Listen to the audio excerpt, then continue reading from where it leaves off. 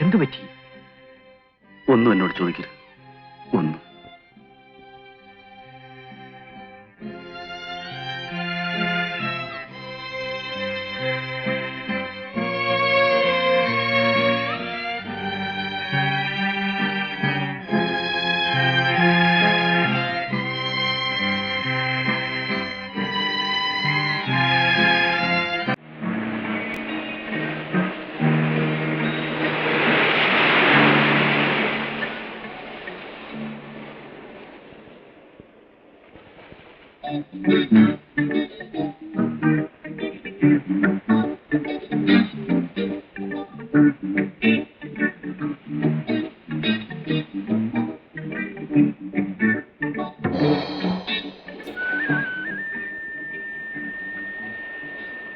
ആര്? സുധയോ?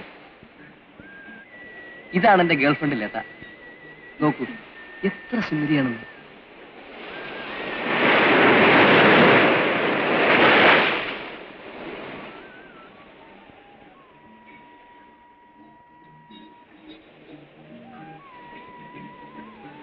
ആരാണ്? എന്റെ വീട്ടിനടുത്തുള്ളതാ. അവര്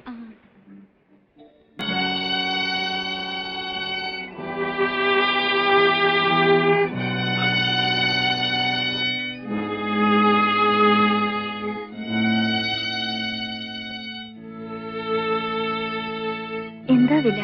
27 രൂപ. വേണ്ട, അത്രയും കാശ് ഞാൻ കൊണ്ടുവന്നിട്ടില്ല. ഇന്ന് വന്ന് വാങ്ങിച്ചോളാം. ശരി.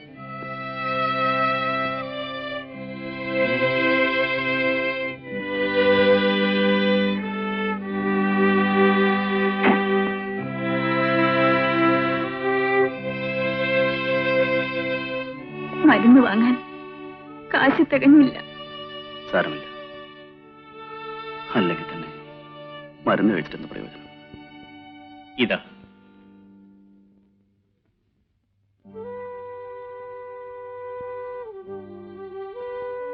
വേണ്ട, ഞാനിങ്ങനെ മരിച്ചോളാം. അതിൽ കൂടുതലൊന്നും എനിക്ക് വേണ്ട.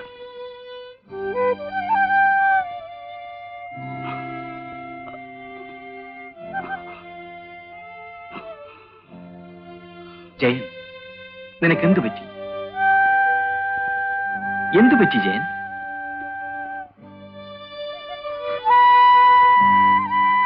ഒരു കാർ ആക്സിഡന്റ്. കാലിനാണ് ചതവ് പറ്റിയത്. കുറെ കാലം ആശുപത്രി കിടന്നു.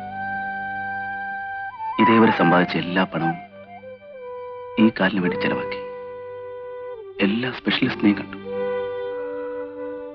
ഒരു ഫലവും ഉണ്ടായില്ല. ആ ഇടവേളയിൽ പുതിയ ഗായകർ കയറിപ്പറ്റി. അവരാധിപത്യം സ്ഥാപിച്ചു. ഞാൻ ഈ നിലയിലെത്തി. സ്റ്റേജ് പ്രോഗ്രാമിനെങ്കിലും ആരെങ്കിലും വിളിക്കുമെന്ന് വിചാരിച്ചു.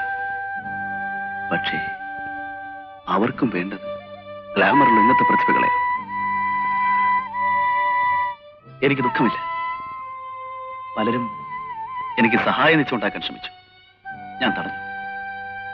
ആത്മഹത്യ ചെയ്താൽ പോലും ഞാനതിന് സമ്മതിക്കില്ല. തെരുവിൽ പോയിരുന്ന് പാടിയാലും എനിക്ക് 5-6 രൂപ കിട്ടും. അതുകൊണ്ട് ഞങ്ങൾ ജീവിക്കും. എന്റെ ശബ്ദവും ഹാർമോണിയം ഉള്ളിടത്തോളം കാലം എനിക്ക് അവരുടെ സഹായത്തിന്റെ ആവശ്യമില്ല. ഇങ്ങോട്ട് വരുമോളെ. ചെല്ലുമോളെ.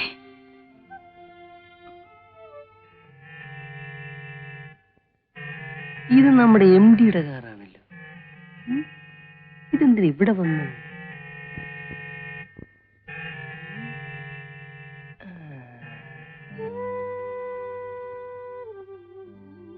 എന്നാ മോളെ, വെച്ചോളൂ. വേണ്ട ഗോപിയേട്ട, വേണ്ട. ഗോപിയേട്ട, ഗോപിയേട്ട.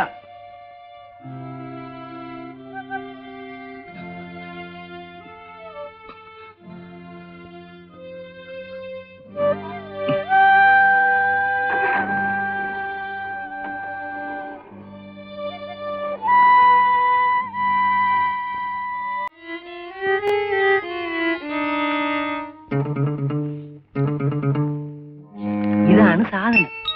ഞാൻ പറഞ്ഞപ്പോ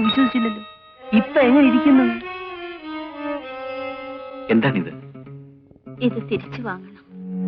അദ്ദേഹത്തിന് ആരുടെയും സഹായം സ്വീകരിക്കുന്നത് ഇഷ്ടമല്ല. ഇത് തിരിച്ചു തരാൻ ജയൻ പറഞ്ഞു. പറഞ്ഞു. കൊള്ളാം. തെറ്റിദ്ധരിക്കരുത്. ആവശ്യമുള്ളപ്പോൾ വാങ്ങിക്കൊള്ളാം. ഇപ്പൊ ആവശ്യമില്ലേ? ഇല്ല.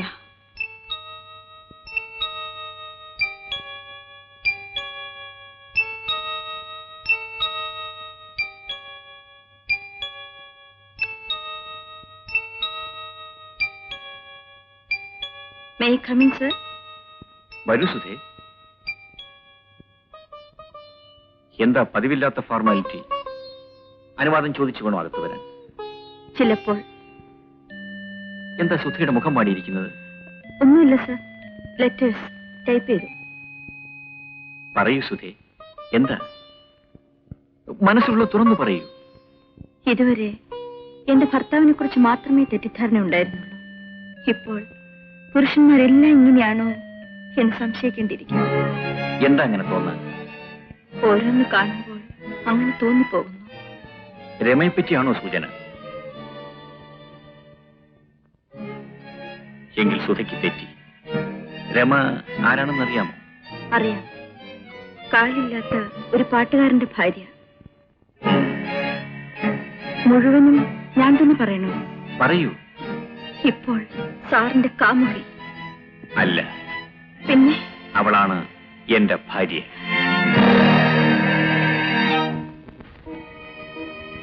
രമ അവളായിരുന്നു എന്റെ ഭാര്യ. പാട്ട് അവളുടെ ജീവനായിരുന്നു. അത് കേട്ടാൽ അവളെല്ലാം മറക്കും. ഹലോ, ഗോപിയേട്ടൻ. ഇതാണ് എന്റെ ഭാര്യ രമ. ജയദേവന്റെ ഒരു ആരാധിയും കൂടിയാണ്. ക്ലാറ്റ് പറ്റി. ചേട്ടൻ വിചാരിച്ചു ചേട്ടനെ ഓർമ്മയുണ്ടാവില്ലെന്ന്. കൊള്ളാം. ഗോപിയേട്ടനെ മറക്കാൻ പറ്റുമോ? കോളേജിൽ സീനിയർ ക്ലാസ്സിലായിരുന്നു. കവി, ബുദ്ധിജീവി, എഴുത്തുകാരൻ. പിന്നെ ഞങ്ങൾ പയ്യന്മാരുടെയൊക്കെ ഗുരുവും. എന്തായാലും തന്റെ പാട്ടിനുള്ള മഹത്വം എന്റെ കവിതയ്ക്കില്ല. അത് ഞാൻ നേരത്തെ നിർത്തിയത് എന്റെ ഭാഗ്യം. അയ്യോ, അത് വേണ്ടായിരുന്നു. നല്ലൊരു കവി നമുക്ക് നഷ്ടപ്പെടുകയാണ്. മിസ്റ്റർ ജയദേവന്റെ പാട്ടും ഞാൻ ടേപ്പിലാക്കിയിട്ടുണ്ട്. എത്ര മനോഹരം. ദുബായിൽ നടത്തിയ കച്ചേരിയുടെ കാസറ്റ് എന്റെ കൂട്ടുകാരി എനിക്ക് അയച്ചു തന്നു. എന്ത് രസമുള്ള പാട്ടുകൾ. Thank you. ജയൻ, നാളെ ഊണ് ഞങ്ങളുടെ വീട്ടിലാകാം. എന്താ? വരാം. ഗോപിയേട്ടൻ വിളിച്ച വരാതിരിക്കാൻ പറ്റൂ? പിന്നെ ഭാര്യയ്ക്ക് എന്റെ പാട്ട് ഇഷ്ടമായതുകൊണ്ട് നല്ല ഊണ് കിട്ടുമെന്നുള്ള കാര്യം ഉറപ്പായി. ഞാൻ വിചാരിച്ചിരുന്നത് പോലെ തന്നെ ഞാൻ പാട്ട് അസലായിട്ടുണ്ട്. ചിക്കൻ കറി ഉഗ്രൻ. അയ്യോ മതി, പ്ലീസ്. ഉഗ്രനായിരിക്കും എന്നൊക്കെ പറഞ്ഞിട്ട് അങ്ങനെയല്ല. എത്ര രുചിയുള്ള ആഹാരമായാലും ശരി, ഞങ്ങൾ പാട്ടുകാരധികം ഭക്ഷണം കഴിച്ചു വയറ് വണ്ണം വെക്കും. അപ്പൊ ശ്വാസം മുട്ടും, പിന്നെ പാടാൻ വയ്യാതാവും. എന്നാലും ഇങ്ങ് എടുത്തേക്കാം. അത് വേണ്ട, അവിടെ ഇരുന്നോട്ടെ. വയറ് വണ്ണം വെച്ചാലും ശരി, ഇല്ലെങ്കിലും ശരി, ഇത് മുഴുവൻ ഞാൻ കഴിക്കും. എന്തുകൊണ്ടാണെന്നോ, ഈ അടുത്ത കാലത്തെങ്ങും ഇത്ര രുചിയുള്ള ആഹാരം ഞാൻ കഴിച്ചിട്ടില്ല.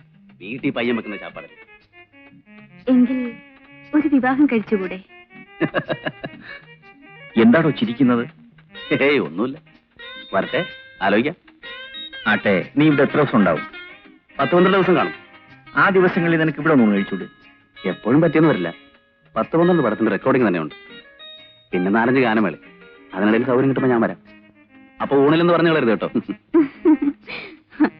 ഈ റെക്കോർഡിംഗ് എനിക്കൊന്ന് കാണണമല്ലോ. ഞാൻ ഇതുവരെ കണ്ടിട്ടേ ഇല്ല. എവിടെ വെച്ചായിരിക്കും റെക്കോർഡിംഗ്? തിരുവനന്തപുരത്ത് ആകെ 2 റെക്കോർഡിംഗ് തിയേറ്ററിലേ ഉള്ളൂ. ചിത്രാഞ്ജലിയും തരങ്ങണി. അതിലേതെങ്കിലും ഒന്നിൽ വെച്ചായിരിക്കും. സൗകര്യം ഉള്ളപ്പോ പറഞ്ഞാൽ മതി, അപ്പൊ കാണാം. മതിയാക്കിയോ? എന്റെ പ്ലേറ്റ് നോക്കിയേ, ക്ലീൻ ക്ലീൻ. സത്യം പറയട്ടെ, പണ്ട് കുടുംബത്തിലുണ്ടായിരുന്നൊരു പ്രതീതി. ആകെ ഒരു സന്തോഷം.